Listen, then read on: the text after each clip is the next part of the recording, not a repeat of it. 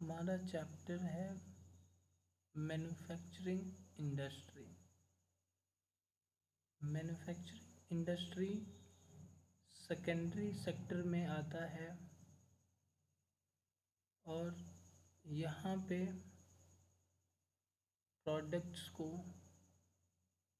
Manufacture किया जाता है।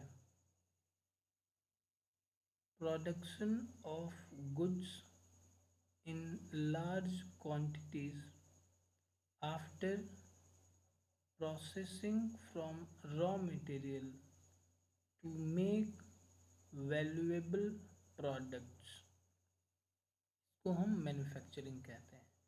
इसका मतलब रॉ मटेरियल को फाइनल गुड्स में कन्वर्ट या प्रोसेस करने को हम मैन्युफैक्चर कहते हैं। और साथ ही में जो हम बना रहे हैं वो वैल्यूएबल प्रोडक्ट होना चाहिए, मतलब उसकी एक वैल्यू होनी चाहिए जिसको हम मार्केट में सेल कर पाएँ। तो इसको हम प्रोडक्ट कहेंगे और तभी इसकी कोई वर्थ होगी, मतलब मैन्युफैक्चर करने की या बनाने का कोई अर्थ बनेगा। तो ये था हमारा manufacturing. Secondary sector employees manufacture the primary material into finished goods. तो यहाँ पे जो लोग सेकेंडरी सेक्टर में काम करते हैं वो प्राइमरी मटेरियल्स को फिनिश्ड गुड्स में कन्वर्ट करते हैं। मतलब जो भी एग्रीकल्चर सेक्टर से एग्रो बेस्ड से निकलता है उसको फिनिश्ड गुड्स में कन्वर्ट करते हैं इस सेक्टर्स के एम्प्लॉयज़। एग्ज़ाम्पल है हमारा शुगर केन, जो कि एग्रीकल्चर से आता है, इसको शुगर में कन्वर्ट करना। वुड है, इसको पेपर में प्रोसेस करना, कन्वर्ट करना। फिर economic strength is development of manufacturing sector. तो यहाँ पे किसी भी कंट्री का जो इकोनॉमिक स्ट्रेंथ है, जो अर्थव्यवस्था है, वो उसको स्ट्रेंथन मैन्युफैक्चरिंग सेक्टर की वजह से आता है। क्यों? क्योंकि वो देश काबिल है कि वो प्रोडक्ट्स को अपने देश में प्रोड्यूस कर सके।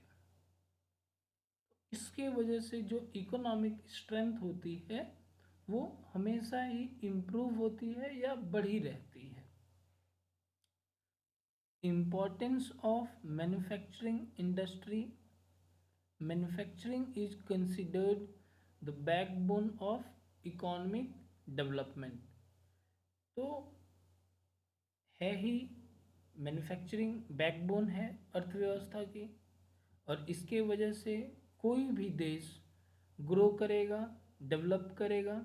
अगर मैन्युफैक्चरिंग नहीं रहेगी तो ग्रो करना या डेवलप करना, वो हम कह सकते हैं कि वो डेवलपिंग कंट्री भी नहीं हो सकेगी। अगर हम सेल्स के पर्पज़ से नहीं, एक्सपोर्ट के पर्पज़ से नहीं, कंज्यूम के पर्पज़ से ही, मतलब सेल्फ कंजप्शन के लिए, अपने लिए हम उपज नहीं कर पा रहे हैं तो वो हमें खरीदना पड़ेगा। तो कहाँ से डेवलपमेंट होगी? इसके वजह से जो सेकेंडरी सेक्टर है, मैन्युफैक्चरिंग इंडस्ट्री है, उसका बड़ा ही अहम रोल होता है किसी देश को और उसकी अर्थव्यवस्था को आगे बढ़ाने में। दो फायदे होते हैं। सबसे पहला कि देश में जो भी ज़रूरत होती है वो खुद प्रोड्यूस कर सकता है, वहाँ के लोगों को रोजगार देगा और प्रोड्यूस करेगा, और साथ ही साथ उस प्रोडक्ट को एक्सपोर्ट करेगा। अब इम्पोर्टेंस क्या है मैन्युफैक्चरिंग इंडस्ट्री के, तो पहला है रिड्यूसिंग डिपेंडेंस ऑन एग्रीकल्चर। मतलब इसके पहले क्या होता था कि पूरी पॉपुलेशन देश की एग्रीकल्चर पे डिपेंडेंट थी, इनकम का एक ही जरिया था, वो था एग्रीकल्चर। तो अब वो रिड्यूस हुआ है सेकेंडरी सेक्टर के इंट्रोडक्शन से, मतलब कारखानों के आने की वजह से। दूसरा है रेड्यूसिंग पॉवर्टी, गरीबी घटी है या कह लें दूर हुई है। क्यों? क्योंकि कारखानों में जॉब्स बढ़े हैं, काम लोगों को मिल पाए हैं। तीसरा है हमारा फॉरेन एक्सचेंज। जाहिर सी बात है, अगर हमारे कारखाने प्रोडक्ट्स या गुड्स बना पा रहे हैं तो होम कंजम्पशन के बाद, होम कंजम्पशन मतलब देश में जितनी ज़रूरत है उसके बाद उस प्रोडक्ट को एक्सपोर्ट किया जाता है, और जिससे कि फॉरेन करेंसी और फॉरेन एक्सचेंज हमारा देश को मिलता है। अब है हमारा, क्योंकि हम रॉ मटेरियल से गुड्स को बना पा रहे हैं अपने देश में, और इसी के साथ हमारे लोगों को काम मिल रहा है, तो इसके वजह से एक ओवरऑल पूरे देश की ग्रोथ होती है, और जिसको हम नेशनल प्रॉस्पेरिटी कह सकते हैं।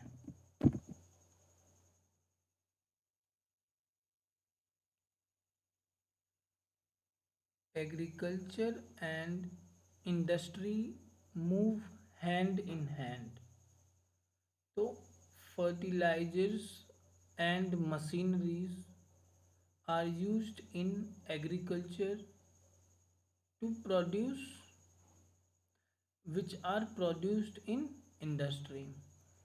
तो हमने यहाँ बताया कि एग्रीकल्चर और जो इंडस्ट्री है मीन्स प्राइमरी सेक्टर और जो सेकेंडरी सेक्टर है वो हैंड इन हैंड मूव करते हैं, मतलब साथ में ही कार्यरत होते हैं या बढ़ते हैं, ग्रो करते हैं।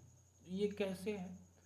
तो जो भी हम प्राइमरी सेक्टर में मतलब एग्रीकल्चर में, खेती में फर्टिलाइज़र हो गया, मशीनरी हो गया, तो इन सब का हम यूज करते हैं। तो ये कहाँ से बना है? ये इंडस्ट्री कारखानों में बने हैं मशीन्स, फर्टिलाइजर्स। तो अगर हम एग्रीकल्चर कर रहे हैं तो उसमें हमें कारखानों से बनी मशीन्स, फर्टिलाइजर्स, सीड्स, ये सारी चीज़ें चाहिए। तो कहीं ना कहीं ये एक दोनों साथ ही में ग्रो करते हैं। अब है हमारा manufacturing sector contributes 17% in GDP. ये है हमारा factors affecting location of industry. तो इंडस्ट्री कारखाने लगाने के लिए वो कौन सी बिंदुओं पे हमें ध्यान देना होता है, या वो कौन सी चीज़ें हैं जिनको हमें प्लांट या इंडस्ट्री लगाने से पहले देखना होता है। तो सबसे पहला है हमारा raw material, power supply, labour, capital और मार्केट। उसी के साथ है हमारा ट्रांसपोर्ट।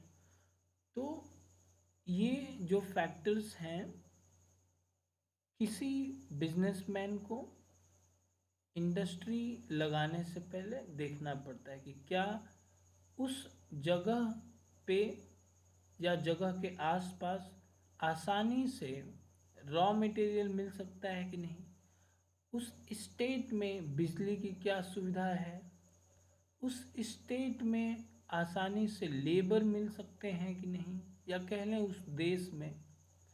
फिर कैपिटल, फंड जो होता है बिजनेस स्टार्ट करने के लिए। फिर से बाज़ार, हम उस कारखाने से जो भी बनी चीज़ें हैं उसको हम कहाँ बेचेंगे, कहाँ बेचेंगे। कितना दूर ले जाना पड़ेगा, ट्रांसपोर्ट की फैसिलिटी क्या रहेगी। तो ये थे हमारे कुछ फैक्टर्स जो कि इंडस्ट्री लगाने से पहले देखने पड़ते हैं। अब है इंडस्ट्री को यहाँ डिवाइड किया गया है कैपिटल के आधार पे, मीन्स निवेश के आधार पे, ओनरशिप के आधार पे मतलब मालिकाना अधिकार के आधार पे, फिर से रॉ मटेरियल के आधार पे, और उसी के साथ सोर्स ऑफ रॉ मटेरियल मतलब वो रॉ मटेरियल कहाँ से है। सबसे पहला है हमारा कैपिटल इन्वेस्टमेंट के आधार पे है स्मॉल स्केल, और फिर है लार्ज स्केल।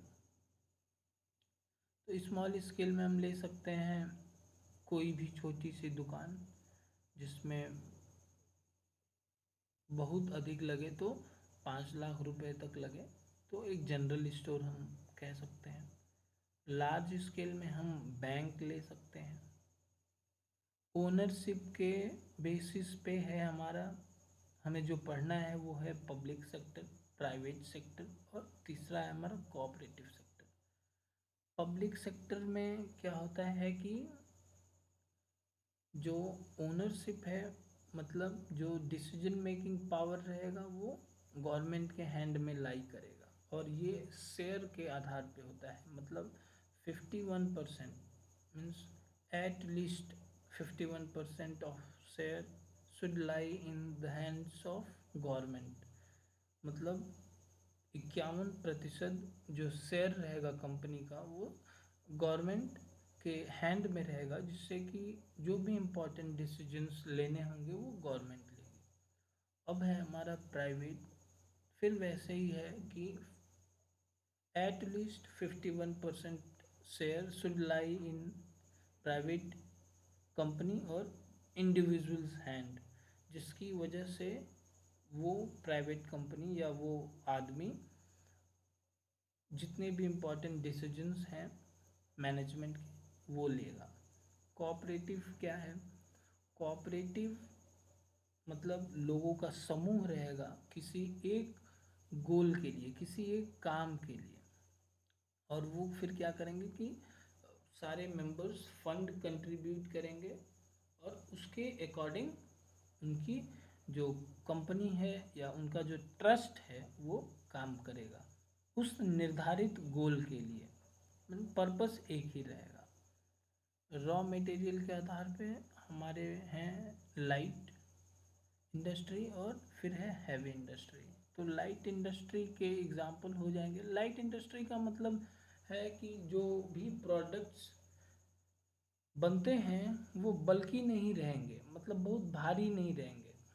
जैसे हमारे इलेक्ट्रॉनिक्स या गैजेट्स जो हैं, बल्ब, CFL या जो भी इलेक्ट्रिक अप्लायंसेस हैं, तो ये आ जाएगा लाइट इंडस्ट्री में। हैवी इंडस्ट्री में आ जाएगा आयरन एंड स्टील इंडस्ट्री। ये था हमारा रॉ मटेरियल के आधार पे। अब है हमारा सोर्स ऑफ रॉ मटेरियल, मतलब हम इन कारखानों में, इन इंडस्ट्री में जो रॉ मटेरियल लेते हैं उसका सोर्स क्या है। तो सबसे पहला है हमारा एग्रीकल्चर बेस्ड इंडस्ट्री, और ये हमें पढ़ना है। इसमें इस इंडस्ट्री में हम रॉ मटेरियल लेते हैं वो प्राइमरी सेक्टर से लेते हैं, मतलब एग्रीकल्चर से लेते हैं। दूसरा है हमारा मिनरल बेस्ड इंडस्ट्री। दूसरे टाइप के इंडस्ट्री में हम जो रॉ मटेरियल यूज करते हैं वो मेनली मिनरल्स होते हैं।